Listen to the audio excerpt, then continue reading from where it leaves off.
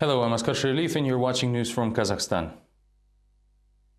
Ready, Set, IPO, the most discussed program of the year, was launched in Kazakhstan on Tuesday. Since 10 a.m., the population is filing applications to participate in the national IPO. Over 25,000 people have expressed their intention to purchase KplusTV shares. Even the so-called roadshow was initiated in different cities of Kazakhstan to meet with potential investors. More details in the next report. Dozens of formally dressed people gathered at the conference hall of KplusTV National Company to attend the 3 o'clock People's IPO presentation. On Tuesday, the oil transportation company's representatives launched their tour across the country to tout potential shareholders. This is truly a remarkable day in history. I congratulate and wish success to all of us, and I insistently recommend that the people of Kazakhstan consider a possibility to participate in this project. Thank you for attention. They require signing a brokerage agreement and crediting payment to a designated account. One share is currently priced at around $5. Representatives of Samruk-Kazyna Foundation emphasize that this amount is affordable to average Kazakhstan citizens. However, this statement is followed by a reservation that one needs to buy 20 to 50 shares at once to see somewhat tangible dividends. At least 40% of net income will be allocated for annual dividends based on the operation results. Last year, KplusTV net annual return totaled to $173 million, and core dividends were paid to the only shareholder, Kazmunaygas. Both these companies are subsidiaries of Samruk-Kazyna. Despite the appearance of commoner shareholders, a significant portion of payouts will still be allotted to Kazmunaygas as its major stock owner. Also, the right to take up shares is not yet legally abolished for the MPs and national company employees. Global experience shows that not every person can run a business, as this requires certain skills and knowledge. One should always be up to date on the latest trends and events, but most importantly, an entrepreneur must be prepared to invest. Thus, going into business must be a deliberate and well-informed decision. Despite high competence and business-related background, economist Miruet Mahmutova chose to stay out of risky government games and will not buy any shares. She seriously questions the IPO's public nature. The expert believes that the average income of Kazakh population is way too low to get involved with the shady practices of national companies.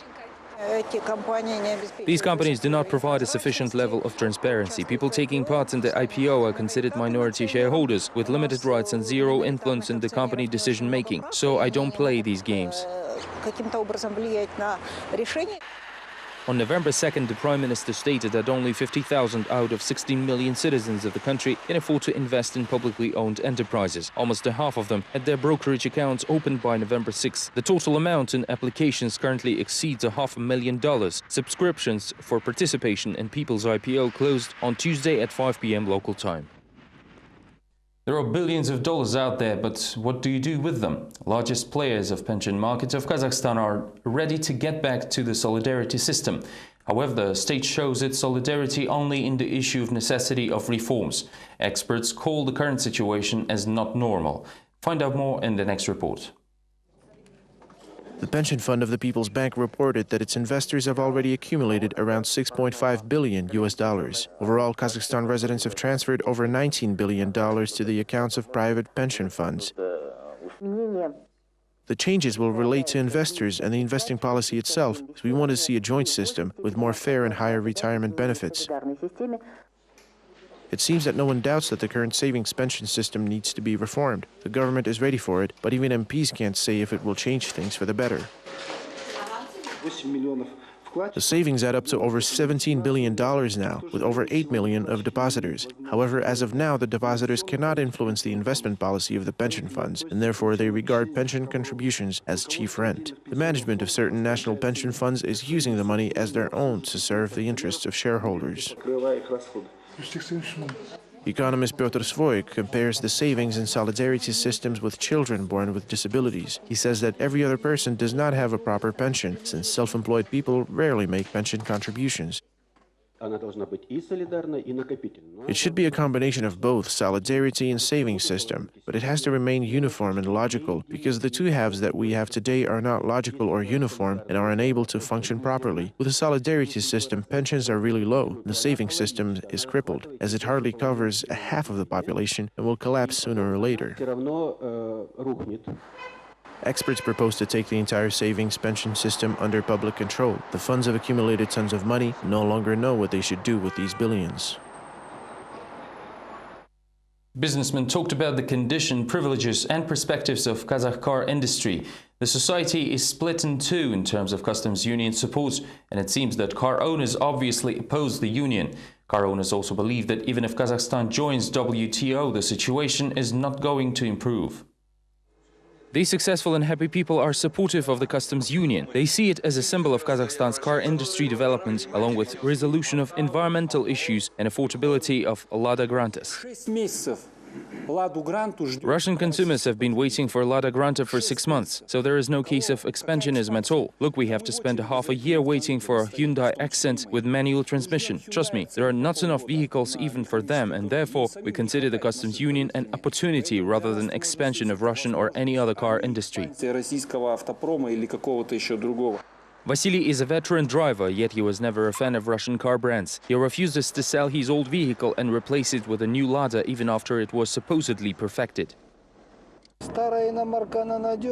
Even a 10-year-old foreign car is still more reliable than a newly made Lada. It is cost-effective and environmentally friendly. This car is 16 years old, yet it showed perfect condition during the vehicle inspection, while Russian cars show a different level of toxicity. Expert Gennady Shestakov referred to customs union as a one-way street which doesn't benefit car owners in Kazakhstan. We are deprived of the opportunity to buy quality products for reasonable prices. Now we focus on what we can buy for the same amount of money as before, and the quality is questionable. We are switching to Russian markets for now. It is all about people who want to invest into Russian market and Russian car industry in particular.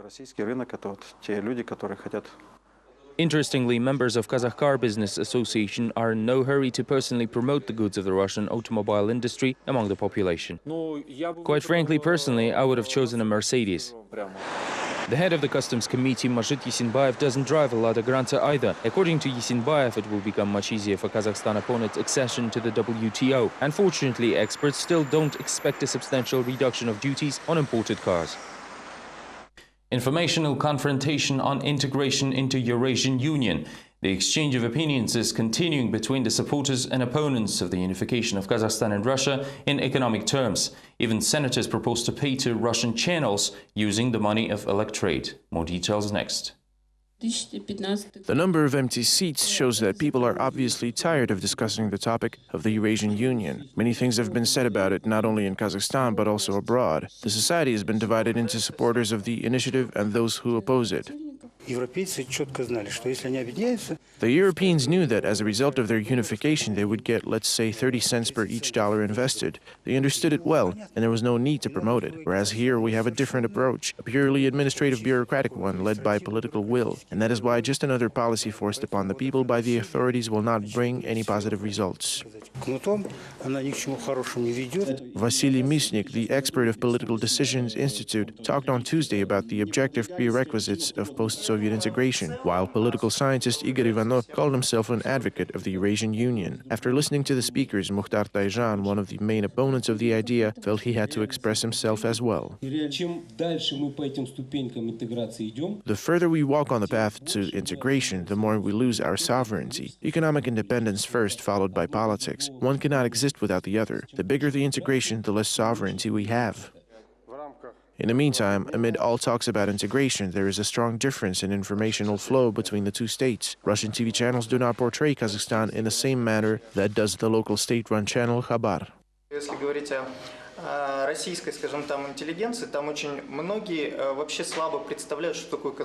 Speaking of the Russian intellectual elite, very few people there have an idea of what Kazakhstan actually is. They believe that Kazakhstan is a burden country which will require expenses of Russian business elite to help it back to its feet. But these statements, for the most part, have no solid grounds because they are made under the influence of some stereotypes.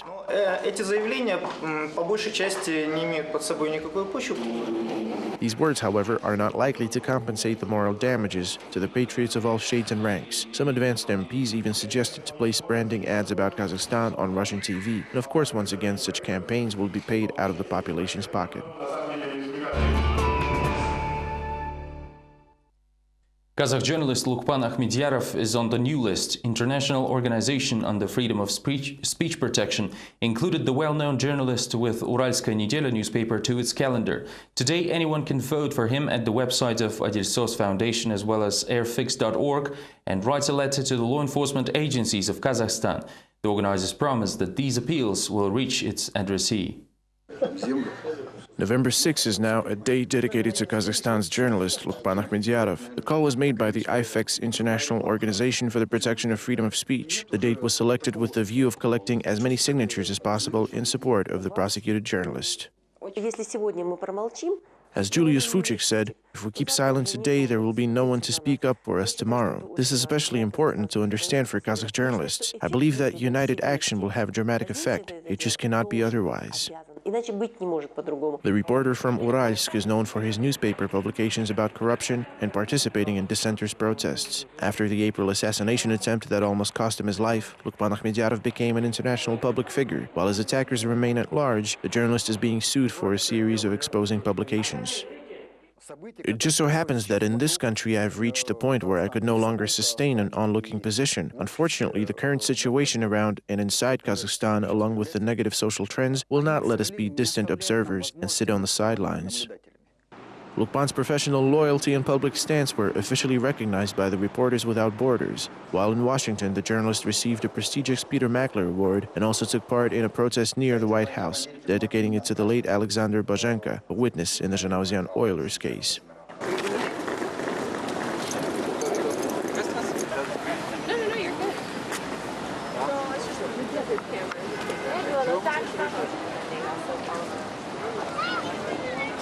As part of a campaign from November 1st to November 23rd, IFEX will spread the word about the journalists suffering repressions in different countries. The list includes reporters from Tunisia, Gambia, Palestine, Mexico, and Syria. The human rights activists want to prove that anyone can make a stand for journalists prosecuted for their beliefs and ideas.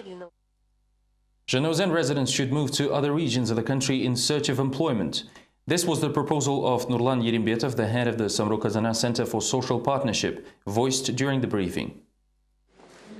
Yerimbetov says that a lot of efforts are put into attracting investments and constructing new sites in the city, but this alone will not solve all of Zhanaozian's problems. Therefore, the political analyst came up with an alternative option.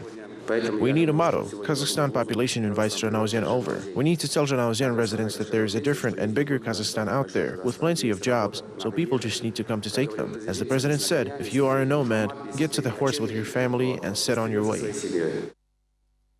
12-year-old boy who was on treatment in one of Shymkent hospitals accidentally learned that he's HIV infected. The parents of the boy were not informed while the illness moved to a critical stage.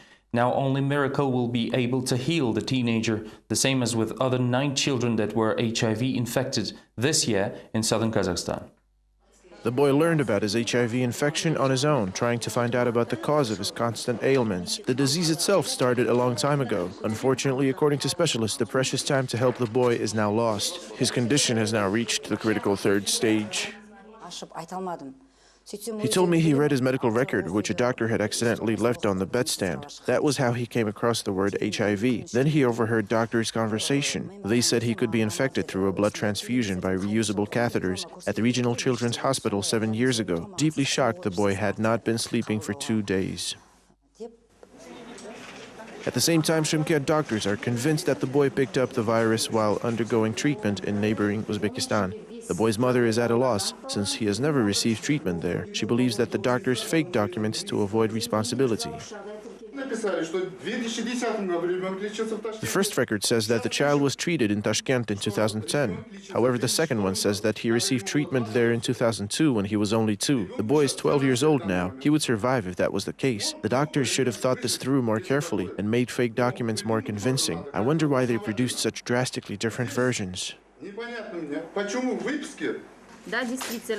The first medical record issued by the Regional Children's Hospital says that the boy received treatment in 2010. This is a typo of the attending physician at the Children's Hospital. In fact, the child was at the regional clinic in 2005. According to doctors, the 12-year-old boy is currently behind his physical and mental development. The child has been diagnosed with the 3rd critical stage of the disease and underwent antiretroviral therapy. His parents wonder why none of the doctors have ever suspected the virus and taken an HIV test within the last 7 years. Representatives of a charity foundation, Children's Protection from AIDS, are convinced that the kid was simply skipped during the HIV mass testing in 2006. This HIV-infected boy is from the regional center. This proves that both district pediatricians and head doctors have not been doing their job properly. This is negligence, as the screening has not been conducted at an adequate level. Thus, false documents have been submitted to the regional health department. Specialists of the National AIDS Center will have to find out where the child had been infected and who is to blame for it. The family is still in deep shock at what has happened to their son and terrified about the future. New life for 60 village families from Kızılırda region. The historical move of villages to the regional center is a recent occurrence. A 5-story building was constructed especially for them in the new micro-district Sırdarya. However, not all of the residents of the depressed villages can receive urban dwelling. Some families will have to stay back in their villages. The only form of entertainment for the kids of Sadbay village are the sheep and the little puppy. That is how they're going to spend their fall holidays, says the 13-year-old Adilet. In the meantime, his peers from the city are roller skating and playing video games. Adilet and the rest of 26 village school children can only dream of such a life. It is a shame our village has no electricity and other means of civilization in the 21st century. There are no paved roads either. However, everything is going to change once we move out of here. My parents are about to get a job in the city, which means we will finally study in a modern school. Yet families are rarely as excited as their kids. It will be hard to get used to the bustle of the city after the laid-back village lifestyle. Old-timers recall how good it used to be in the past, with electricity stores and even a disco club. People were involved with livestock farming and everything was going quite well. However, the sudden trend of optimization in the 90s led to the sale of cattle and the end of power supply. Nowadays, there is nothing but weeds and sand within 45 miles. We are moving for the sake and the future of our children. We, the villagers, are strong people, so I hope we will get by. After all, we were promised a job there. The 2020 employment project arranges for village residents to move to the city. Until the end of the month, all migrants must leave the settlement. The program provides subsidies for moving, 25 monthly calculation indexes per householder, and 15 MCIs for other family members. 4 families, however, were not eligible for the resettlement program. They did not meet the project requirements. The school principal and his wife, who teaches at the same school, the unemployable family of retirees and residents who have not lived in the village for 3 years. We have already sent a special request and hope for a quick and positive resolution to the issue. Once everyone else leaves, the principal will only have to teach his own children. Nevertheless, the people keep positive attitude, saying that Sadbay village would remain on the map of Kazakhstan while they live here. Besides, Adilet will always be able to visit them for the holidays, anytime he becomes homesick for the laid-back village life. Cultural elite of Taraz versus small business. Entrepreneurs ask for transparency and protection from the president. The new location of the flea market doesn't make the middle class happy. More details in the next report. Back in 1974, when we were just kids, they have excavated the area but then put everything back. They should have left it as it was and not build the structures.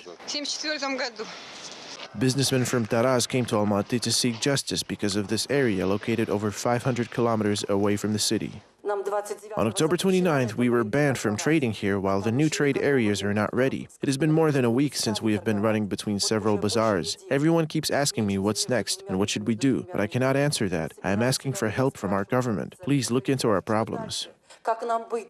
Last year, archaeologists discovered an ancient settlement in downtown Taraz, just below the bazaar. The authorities decided to fully explore the location and move the traders somewhere else. The latter attempted to complain in courts, alas to no avail. Lawyer Vasily Rezvan sees no logic behind the relocation of 16 markets due to the excavation of a relatively small area. People who trade there are moved to the outskirts of the city, a place in the direct vicinity of a TB clinic, a cesspool, and plenty of other unpleasant things that will drive customers away. This means that for the next half a year, people will see no income at all.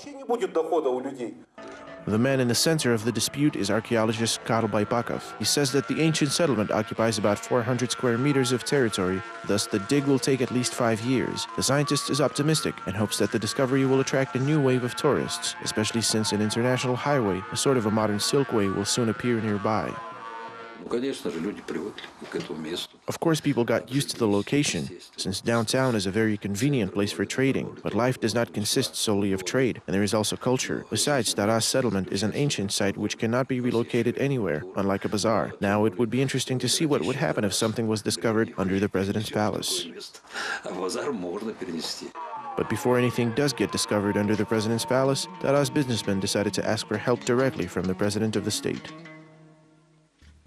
Non-traditional wedding was held in Almaty on Tuesday. Around 20 people gathered to watch the event, and most of them journalists.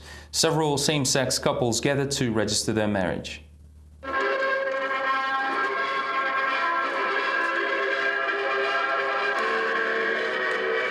The first gay wedding in Almaty. Of course, it is not a real wedding, but at the very least, it is quite public. A little-known amateur theater of Muslim vanguard staged a mini-play outside one of the universities.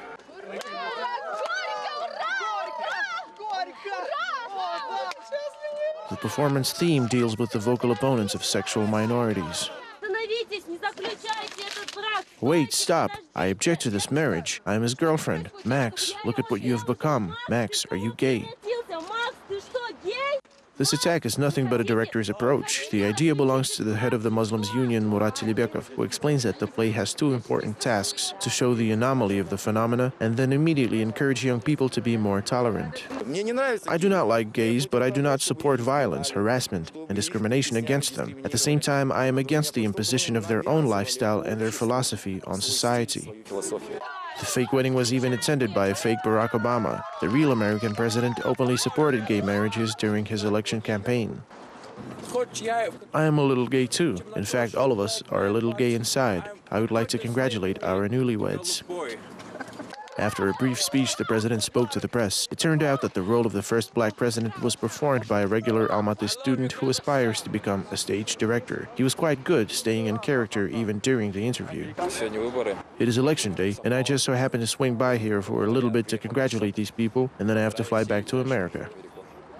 It is not clear whether there were sexual minorities among the audience, yet the police and obvious secret agents traditionally observed the action with quite a bit of interest. Luckily, they chose not to interfere with the performance.